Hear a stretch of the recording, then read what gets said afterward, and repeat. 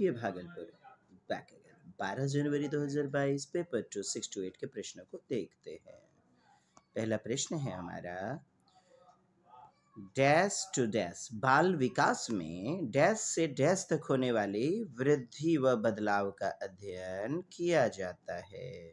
तो बाल विकास में क्या बोले तो जन्म से लेकर के गर्भधारण से किशोरावस्था, यानी कि वुम्ब टू टुम्ब, गर्भ से लेकर मृत्यु पर्यंत तक। D number. ये देखें, बच्चों के विकास में मार्ग व प्रगति, विकास के मार्ग में सटीकता से पूर्वानुमान नहीं लगाया जा सकता। सही बात है ना, प्रेडिक्शन जो है ना एकदम एक्यूरेटली नहीं लगाया जा सकता है। कुछ हद तक लगा सकते हैं, लेकिन भविष्यवादी पूर्व कथनीयता पूरी तरह नहीं कह सकते कि 3 वर्ष का बच्चा जैसे राम खेलावन है, 3 वर्ष का बच्चा छंगूड़ी है, दोनों में जो है ना भाषा का विकास, मानसिक संज्ञान विकास एकदम बरोबर होगा, या 3 वर्ष में, 2 वर्ष में, 4 वर्ष में हो ही जाएगा। आप स्पष्ट नहीं कह सकते। कुछ हद तक कह सकते हैं कि शैशवावस्था का बालक है, अब बाल्यावस्था में जाएगा, किशोरावस्था में जाएगा। ये बातें सही है, सटीकता के साथ पूर्वानुमान नहीं लगा सकते हैं। अब आनुवंशिकता और पर्यावरण कारक का अनूठा संयोजन, बालकों में अलग अलग बदलाव यानी अलग अलग दर होता है। क्या होता है? दर अलग अलग रूप से मार्ग तय करते हैं। बिल्कुल सही बातें हैं। तो यहां पर भी मार्ग व प्रगति किसका? विकास का। तो इससे रिलेटेड हुआ ना। 1 नंबर। आर व्याख्या करेगा, बोथ आर राइट। 3 नंबर, समाजीकरण, सोशलाइजेशन, अर्थात बच्चों को समाज के द्वारा बनाए गए नियम कायदे कानून, दांत नहीं काटना, चोरी करना गंदी बात है, सबका सम्मान करना, बड़ों का पैर छूना, माने समाज के द्वारा बनाए गए नियम कायदे कानून, मापदंड आदि। तो समाजीकरण, समाज के रीति रिवाज को पालित करने की एक सरल प्रक्रिया। रीति रिवाज को खाली लेंगे क्या? प्रत्यक्ष अप्रत्यक्ष दोनों रूप से होती है। बिल्कुल, जो नियम कायदे कानून दिख रहा है मम्मी पापा ने सिखाया, और अप्रत्यक्ष जो नियम कायदे कानून हम तार्किक रूप में क्या सही है नहीं है ऐसे निर्णय, ये भी तो सोशलाइजेशन के ही अंतर्गत आएगा। सामाजिक प्रक्रिया, समाजीकरण, मूर्त के साथ अमूर्त दोनों व्यवस्थित तरीके से होने वाली रैखिक प्रक्रिया। साहब, रैखिक के साथ साथ जटिल भी तो होना चाहिए, यानी जो देखने से, प्रत्यक्ष से अप्रत्यक्ष, अमूर्त चिंतन वाली बातें हैं। औपचारिक प्रक्रिया है जो केवल परिवार, क्यों विद्यालय नहीं सिखाता है, अड़ोस पड़ोस नहीं सिखाता है, वहां से भी तो सीखते हैं, दोस्तों से, समव्यस्त से, ट्यूशन से, कोचिंग, स्कूलों से। बी नंबर उत्तर पॉजिटिव रूप में। आइए 4 नंबर प्रश्न कह रहा है, अमूर्त संक्रियात्मक चरण अर्थात 11 से 15 वर्ष, जीन पियाजे की फॉर्मल ऑपरेशनल स्टेज, विद्यार्थियों के लिए शिक्षिका को पदानुक्रमित समय। अच्छा, अमूर्त चिंतन में क्या होता है? परिकल्पित निगमन वाली बातें, यानी अमूर्त चिंतन, हायर लेवल का चिंतन करना हो जाएगा। चलिए, तो देखें, पदानुक्रमित संबंधों को दर्शाने के लिए आरेख का प्रयोग करना चाहिए। पदानुक्रमित संबंध यानी कि एक कॉन्सेप्ट का दूसरे से जुड़ा हुआ, उन बातों को भी बच्चा सीख लेता है, रिलेशन को ढूंढ लेता है, 2 कॉन्सेप्ट में आखिर क्या अंतर है, क्या समानताएं हैं। आरेखों के माध्यम से टेंस, वॉइस, नरेशन, टेंस का 3 गो बेटा आरेखों के माध्यम से प्रकट कर सकता है। सही है। परिकल्पनात्मक सोच को विकसित करने की समस्याएं प्रस्तुत करती है। कैसा? परिकल्पनात्मक अर्थात हाइपोथेटिकल थिंकिंग, परिकल्पनात्मक निगमन, ये सारी बातें पाई जाएंगी अमूर्त चिंतन में। अमूर्त समस्याएं प्रस्तुत नहीं करना चाहिए। ये देखिए, अमूर्त नहीं करना चाहिए, अमूर्त तो होना चाहिए ना, क्योंकि नाम ही है अमूर्त संक्रियात्मक, औपचारिक संक्रियात्मक। चौथी अवस्था 11 से 15 वर्ष, समस्याओं को सुलझाने और वैज्ञानिक तर्क मुहैया। देखिए, हायर लेवल का थिंकिंग है ना, तो 1, 2, 4 डी नंबर। जीन पियाजे के अनुसार, जीन पियाजे के संज्ञानात्मक विकास के साथ संयोजन और समावेशन बोले तो एकोमोडेशन और एजिमुलेशन किसकी पूरक क्रियाएं हैं? तो अनुकूलन के ही ना पार्ट हैं दोस्त, एडेप्टेशन, अनुकूलन।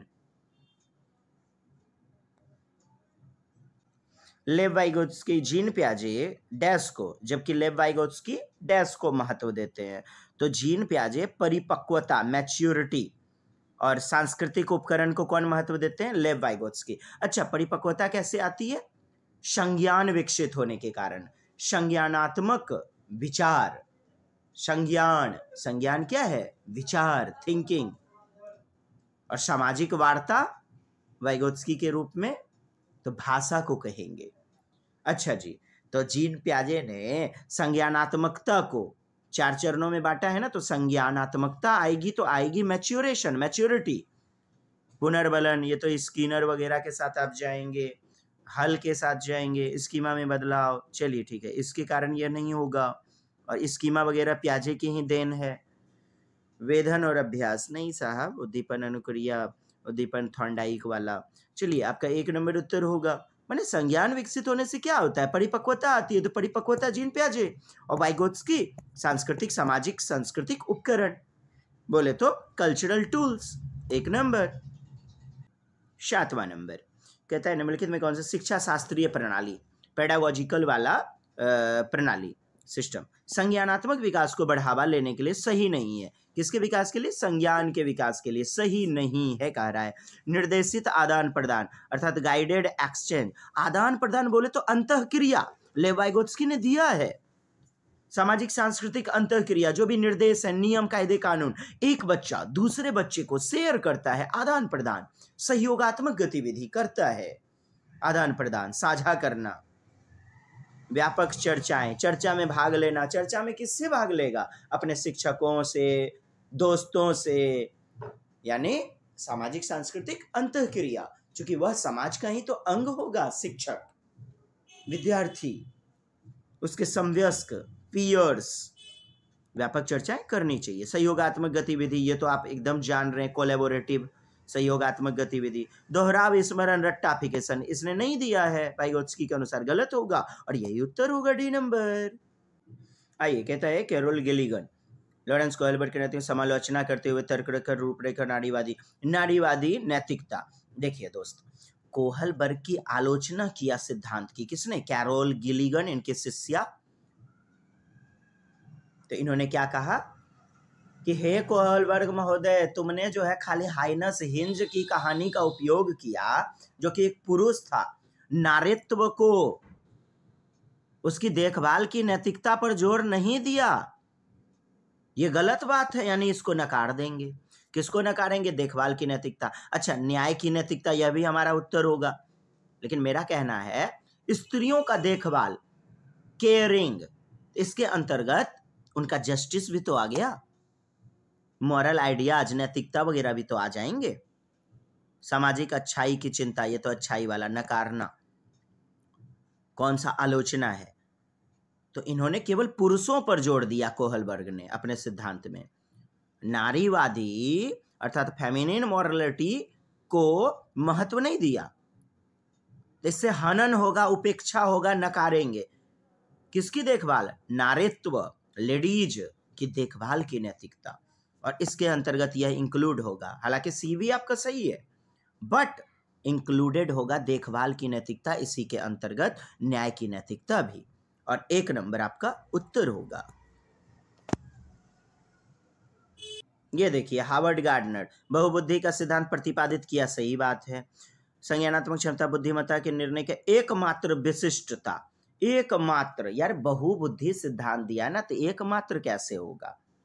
बुद्धि मापने के लिए बुद्धि लब्धि की संरचना प्रतिपादित। बुद्धि लब्धि का संरचना कहाँ से? हार्वर्ड गार्डनर का आलोचना ही है कि विशिष्ट अलग अलग प्रकार की कई बुद्धि की योग्यताएं होने के कारण इसका मापन संभव नहीं है, मापन संभव नहीं है विशिष्ट परीक्षणों के अभाव में। 16 अलग प्रकार की बुद्धिमत्ता गलत, 1 नंबर होगा। आइए, नई शिक्षा नीति 2020 के कस्तूरी रंगन अर्थात कृष्णा स्वामी कस्तूरी रंगन की समिति का अध्यक्ष थे जो थे, किस पर बल देना चाहिए? संकल्पनात्मक समझ, यानी कि अंडरस्टैंडिंग कॉन्सेप्ट का होना चाहिए, कंसेप्चुअल अंडरस्टैंडिंग। ऐसा नहीं कि चैप्टर जल्दी जल्दी खत्म कर दिए, सिलेबस खत्म कर दिए, विषय वस्तु कंटेंट का कॉन्टेक्सचुअलाइजेशन, गैर संदर्भीकृत विषय वस्तु। अंग्रेजी देखिए ना, समझ जाइएगा। तो ये गलत हुआ, डी कॉन्टेक्स्ट दिया, यानी बाहरी दुनिया से जोड़े बिना ही कॉन्सेप्ट दे देना, रट्टा मार, गलत। परीक्षा के लिए केवल पढ़ाना, गलत। 1 नंबर उत्तर। 11 नंबर, सीखना मुख्यतः किस प्रकार होता है? बाल केंद्रित में, प्रजातांत्रिक गतिविधि, लोकतांत्रिक, डेमोक्रेटिक क्लासरूम अर्थात चाइल्ड सेंटर्ड क्लासरूम, शिक्षक द्वारा प्रत्यक्ष निर्देश द्वारा, देखिए निर्देश दिया जा रहा है, पाठ्य पुस्तक द्वारा, अधिगम का निष्क्रिय, निष्क्रिय नहीं साहब, सक्रिय होना चाहिए, विविध स्रोत, विभिन्न प्रकार के TLM, अलग अलग विधियों के द्वारा अन्वेषण करके, बिल्कुल सही है, D नंबर। बहुविविधता को सुसाधित करना है, क्योंकि अलग अलग बुद्धि लब्धि के छात्र पाए जाएंगे ना। असर्शन दिया गया है स्टेटमेंट, क्या बच्चों को जेंडर उपयुक्त यानी लिंग पूर्वाग्रह वाला जेंडर उपयुक्त व्यवहार के संकेत शैशवावस्था के चरणों से ही मिलने शुरू हो जाते हैं? बिल्कुल। लड़की टॉय से खेलने लगती है, गुड़िया से, लड़का कार से खेलने लग जाता है, बंदूक वगैरह से खेलने लग जाता है, लड़के एवं लड़कियां का मल त्याग करने का अलग अलग तरीका। तो शैशवावस्था में इनके लक्षण दिखने लग जाते हैं, किसके? जेंडर के। बचपन में अलगाव व वंचित होने से, यानी कि भेदभाव हो रहा है बच्चे में, तो इससे क्या होगा? क्षति, यानी कि इनएबिलिटी होगी, अक्षमता उत्पन्न होगी, अपूर्णीय क्षति कर सकते हैं। यह भी स्टेटमेंट सही है, लेकिन ये ना जेंडर से रिलेटेड है, लिंग से, और ये बच्चों में क्या?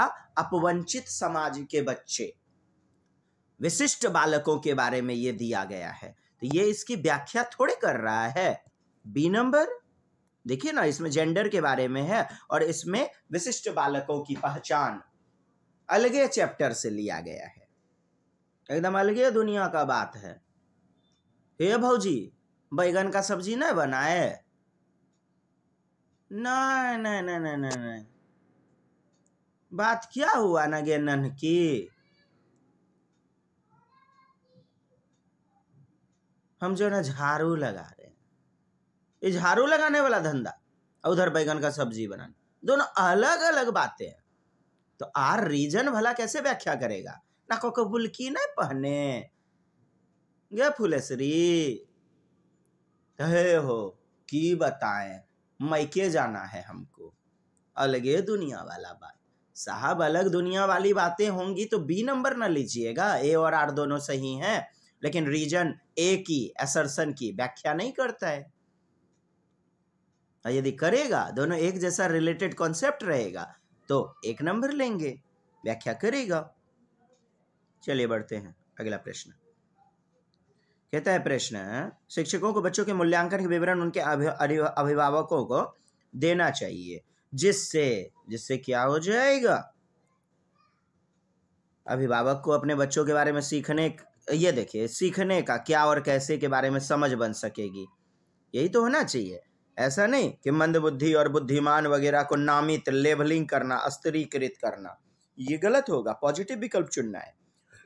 अभिभावक जान पाए कि उनका बच्चा क्या नहीं कर पाता है, निगेटिव चीज खाली जान पाए, अरे क्या कर पाता है, कैसे कर पाता है, पॉजिटिव ना चुनिएगा।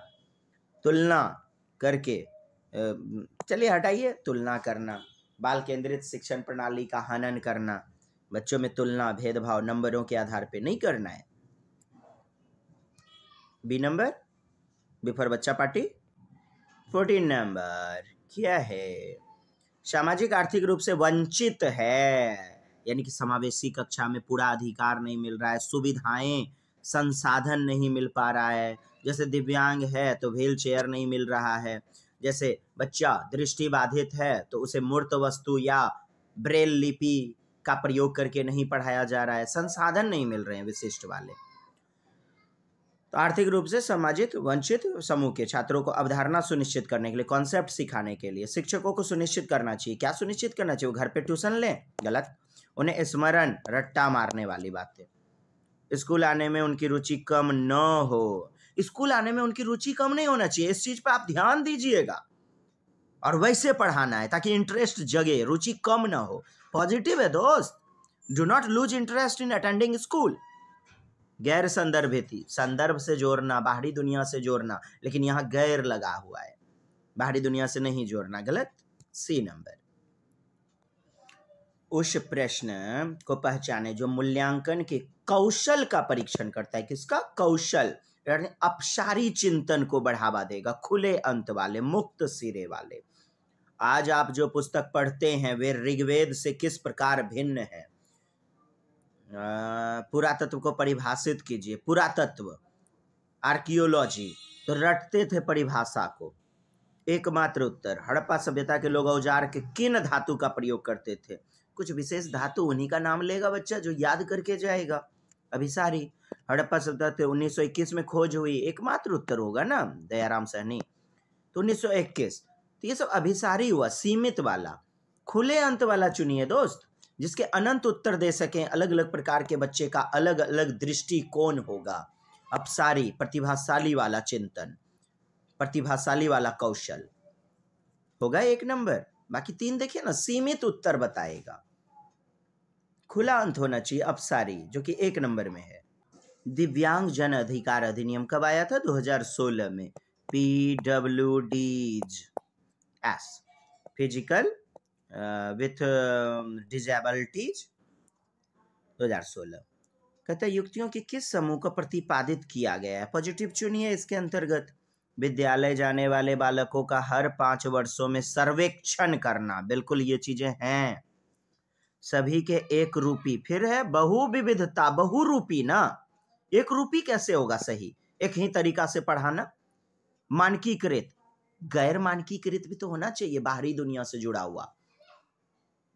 अमानकीकृत, ये गलत होगा, मानकीकृत बोला जा रहा है, ये सही है। पुस्तकें, अन्य अधिगम सामग्री और समुचित सहायक युक्तियां उपलब्ध करवाना। अलग अलग प्रकार का TLM, अलग अलग पढ़ने की सामग्रियां, अन्य अधिगम सामग्री, पुस्तकें आदि उपलब्ध करवाना, सही बात है। सूचना हेतु समुचित, संवर्धित और अनुकल्पी पद्धतियों का उपयोग। Use appropriate, augmentative and alternative method, वैकल्पात्मक गतिविधि, अर्थात अलग अलग ढंगों से, वैकल्पिक पद्धति से। अनुकल्पी यानी वैकल्पिक, अल्टरनेटिव मेथड का उपयोग कीजिएगा, सही है। 1, 3, 4, सी नंबर, 1, 3, 4।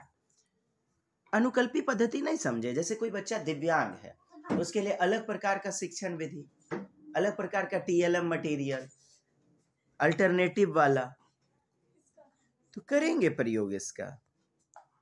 दूसरा गलत होगा, बाकी सब सही। धार्मिक अल्पसंख्यक कैसा है बच्चा? धार्मिक अल्पसंख्यक बोले तो ST SC, वो जो है ना, हो सकता है हमारे मुस्लिम वर्ग परिवार से है, अल्पसंख्यक का दर्जा प्राप्त है। अच्छा, धार्मिक रूप से अल्पसंख्यक के विद्यार्थियों को शामिल करने के लिए एक शिक्षिका को क्या करना चाहिए? तो पॉजिटिव विकल्प चुनिए ना दोस्त। भेदभाव तो करना नहीं है, चूंकि समावेशी कक्षा है, भले किसी भी धर्म का, मजहब का हो।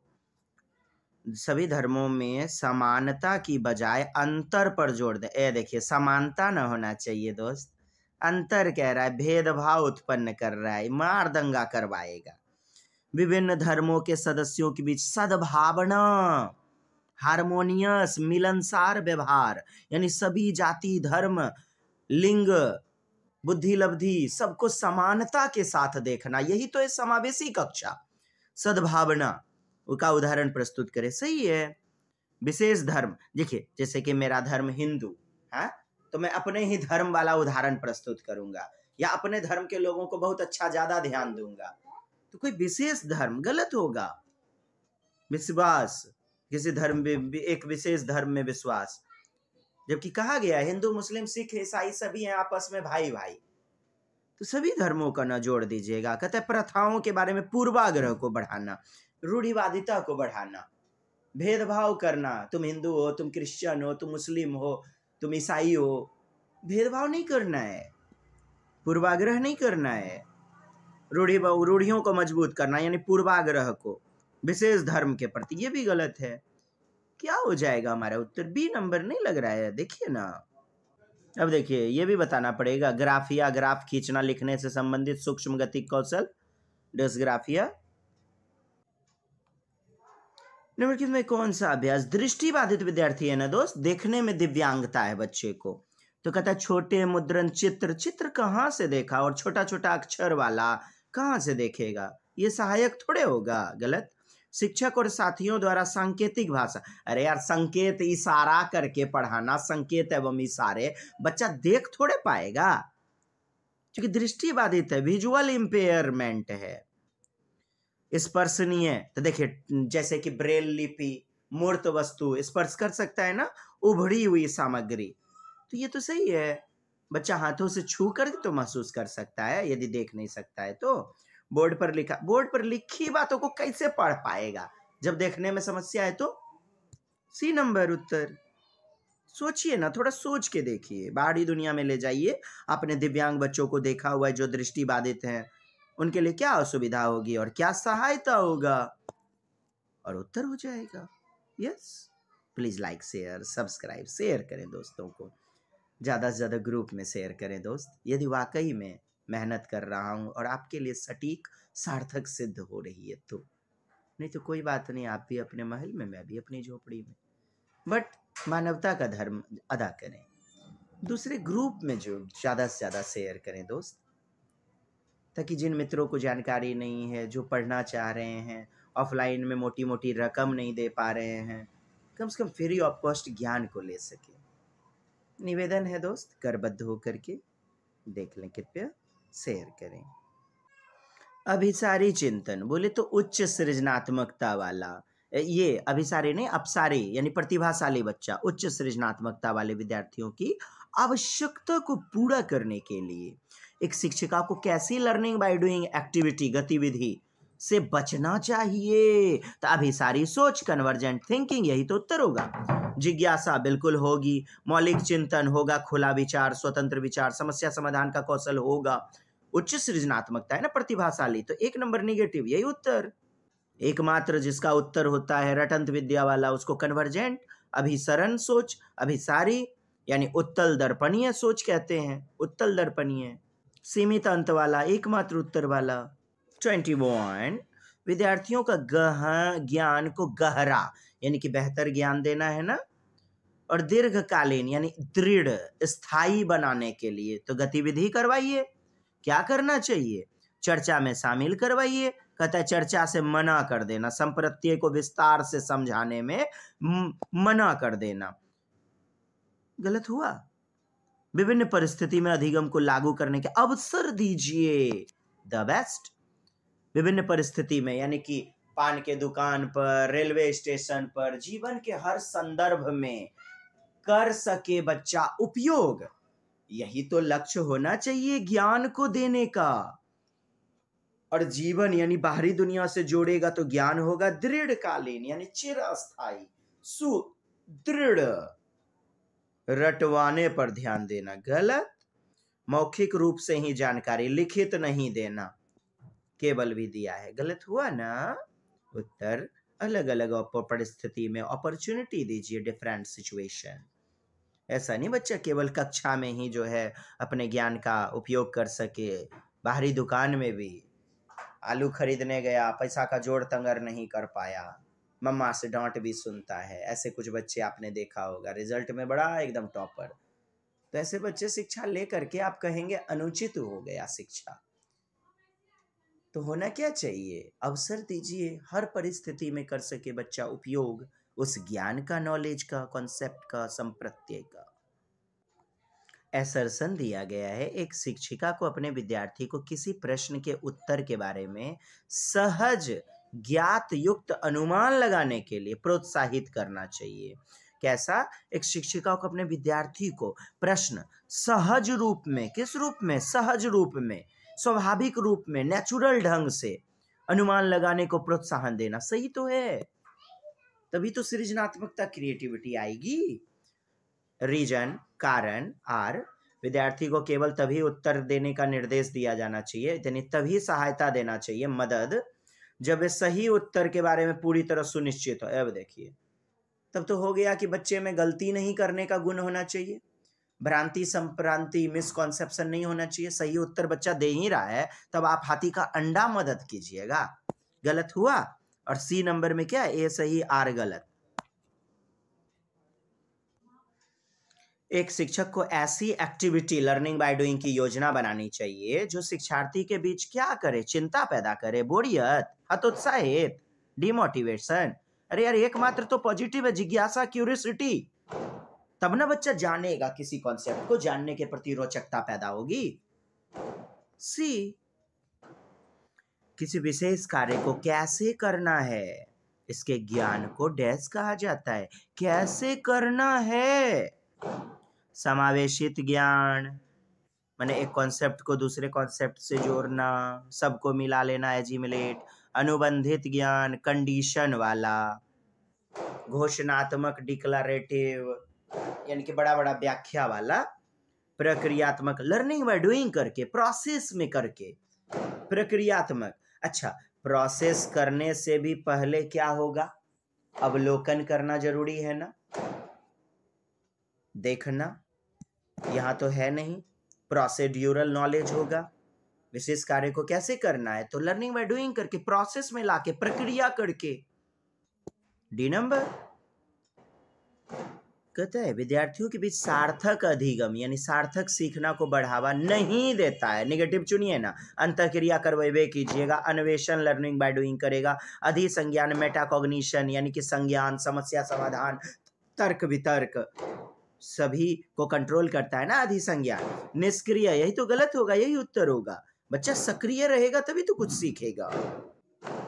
हमारी अपनी क्षमताओं, एबिलिटी और दिए गए मार्गों के अनुसार, कार्यों की मांगों के अनुसार, डिमांड यानी जैसी हमारी जरूरत है, आवश्यकता है, उस डिमांड के अनुसार उस स्थिति में उपयोगी रणनीति, स्ट्रैटेजी, समझ का परोक्ष और अपरोक्ष, परोक्ष और प्रत्यक्ष यानी कि मूर्त वस्तु के साथ बोध क्या कहलाएगा, तो क्या कहलाएगा दोस्त, मारिए ना मेटाकॉग्निशन। इसी के अंतर्गत तो प्रक्रिया, कौशल, समस्या समाधान, संज्ञान, तर्क वितर्क, सारी गतिविधि आ जाती है मेटाकॉग्निशन। उच्च अधिघटक, उच्च घटक, अधिसंज्ञानात्मक घटक, इसी को तो कहते हैं। इसके अंतर्गत न्यूमोनिक्स भी आता है, रटंत मारते हैं जो, यानी स्मृति संधारण, ट्रिकी, रटंत विद्या, न्यूमोनिक्स। चलिए सी नंबर उत्तर होगा। एक समस्या को हल करते समय एक विद्यार्थी समरूपी समस्या, समरूपी मतलब समझ रहे हैं, आइडेंटिकल, सिमिलर काइंड का, जैसे धरती वाला पृथ्वी चैप्टर पढ़ा रहे तो ग्लोब क्या है, उसका समरूप है, तो समरूप को उद्धृत कर रहा है, बढ़ावा दे रहा है, सही बात है ना। और वर्तमान समस्या को हल करने के लिए यानी बच्चे के सामने जो समस्या है उसको हल करने के लिए संकेत ले रहा है, तो यह डैश का उदाहरण है। तो मेरा कहना है दोस्त, पश्चगामी अर्थात प्रोसेस कर लिया, उत्तर वगैरह मिल गया, बाद की प्रक्रिया थोड़े है पश्चगामी, बैकवर्ड वाला। जब प्रोसेस करेंगे उसी वक्त की ना ये गतिविधि होगी, प्रोसेस जब कर रहे हैं। अनुरूपक सोच, अनुरूपक मतलब क्या ना, तार्किक सोच, तार्किक चिंतन। एनालॉजिकल कैसा, अर्थात समरूपी तार्किक सोच, अनुरूपी तार्किक सोच। एक नंबर उत्तर होगा। सर अनुक्रिया क्यों नहीं होगा, अरे यारा ये जो कॉन्सेप्ट है, देखिए क्वेश्चन, समस्या को हल करते समय समरूपी यानी कि एक कॉन्सेप्ट से मिला हुआ दूसरा कॉन्सेप्ट का उदाहरण, जैसे मैथ का हिसाब बना रहे, प्रश्नावली 1.1, तो कुछ उदाहरण उनसे समरूप यानी मिला जुला रहता था ना। तो एक कॉन्सेप्ट समरूपी, वर्तमान में जो भी हमारा समस्या है, क्वेश्चन है, उसमें संकेत कैसे लीजिएगा, चिंतन करके ना, एनालॉजिकल, लॉजिकल इंटेलिजेंसी का उपयोग करके, और तब फिर कीजिएगा अनुक्रिया कुछ लिख करके। पहले क्या कीजिएगा, पहले तो सोचिएगा ना, चिंतन कीजिएगा कि ये कॉन्सेप्ट इस कॉन्सेप्ट से लगभग टैली कर रहा है, यह उदाहरण इस समस्या से, प्रश्न से मिल रहा है, इसी को तो अनुरूपी या समरूपी कहेंगे। एक नंबर उत्तर। ए फॉर आना। 2 टका में नहीं मिलता है किसी का नाना।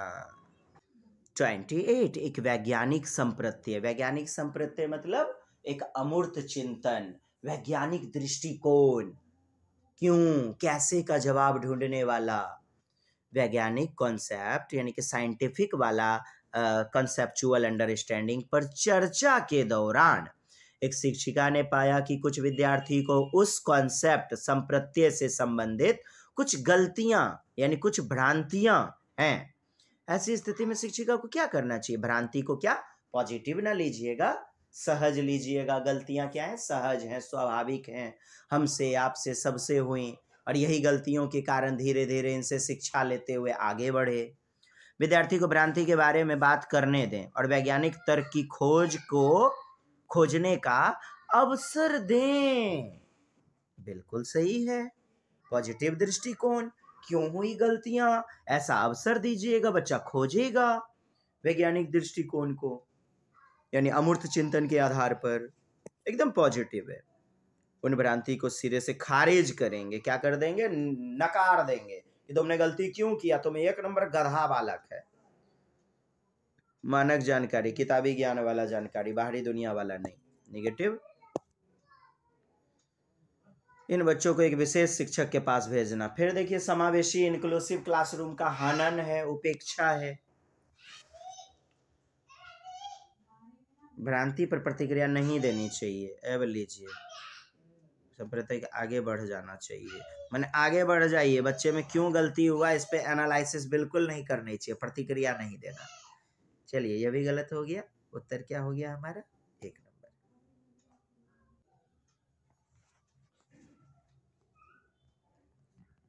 आइए दोस्त, संवेग और संज्ञान माने cognition and emotions are interlinked. परस्पर क्या होते हैं? अंतर संबंधित होते हैं। आप अभी पढ़ रहे हैं, संज्ञान बेहतरीन है, तुरंत फोन आया, ट्रिन ट्रिन ट्रिन ट्रिन, भैया हो बड़की नानी खत्म भै गल। ए देखिए संवेग इमोशन कैसा हावी हुआ। अब पढ़ के दिखाइए 5-10 मिनट। तो संवेग ने, इमोशन ने संज्ञान को कर दिया प्रभावित, तो स्वतंत्र कैसे होगा भला? गलत। संवेग से जुड़ी नहीं है, यह भी गलत। क्या मिला उत्तर? एक नंबर। ये तो गलत हो जाएगा। हाँ, किसी भी प्रकार से संवेगों से ध्यान अवधि अपरिवर्तित रहती है, माने कि प्रभावित नहीं होती है। गलत। अर्थात attention span remains unaltered by any kind of emotion. किसी प्रकार का संवेग रहेगा, परिवर्तित नहीं होगा। चलिए गलत।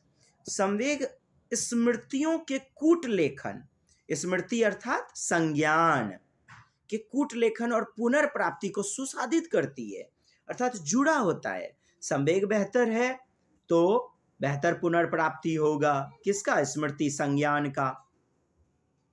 और यदि संवेग नकारात्मक आ गया तो शिथिल हो जाएगा स्मृति, ज्यादा से ज्यादा पढ़ नहीं पाएंगे। Emotions facilitate to encoding the retrieval of memories, अर्थात पुनर्स्मृति, रिट्राइवल ऑफ मेमोरीज, उसमें क्या करता है? मदद प्रदान करता है, सुसाधित करता है, फैसिलिटेट। यदि पॉजिटिव वाला संवेग रहेगा तो सी नंबर सही हो जाएगा। नेक्स्ट आगे बढ़े। इस चीज को समझा कि नहीं आपने? स्मृति जो होगी, अच्छा संज्ञान जो होगा पॉजिटिव और निगेटिव दोनों टाइप का होगा। संवेग तार्किक सोच यानी कि संज्ञान एक दूसरे से संबंधित होते हैं, अंतः क्रियान्वित होते हैं, पारस्परिक इंटरलिंक्ड होते हैं, कोरिलेटेड। संवेग का जीवन में बहुत महत्वपूर्ण स्थान है, अर्थात संज्ञान में, कॉग्निशन में। चलिए सी नंबर हो जाएगा दोस्त। नेक्स्ट एंड लास्ट, निम्नलिखित में कौन सा विश्वास, कैसी धारणा विद्यार्थियों को भविष्य के प्रयास के लिए मोटिवेटेड, प्रेरित करने की संभावना रखता है? मैं बुद्धिमान नहीं हूं। देखिए, नकारात्मक भाव है ना, मोटिवेशन नहीं ना, प्रयास, मेरी क्षमता पे कोई फर्क नहीं पड़ेगा, गलत होगा। अगर मैं अपने प्रयत्न में आवश्यक प्रयास करता हूं, यानी बेहतर प्रयास करूंगा, तो मैं दिए गए कार्य में सक्षम हो पाऊंगा। आंतरिक अभिप्रेरणा दिख रहा है ना। बच्चा इंटरनली, इंट्रिंसिक रूप से मोटिवेटेड है। मैं एक बदकिस्मत व्यक्ति हूं, यानी कि मेरा तो तकदीरें खराब है, तो ये तो अभिप्रेरित नहीं हुआ बेहतर रूप में।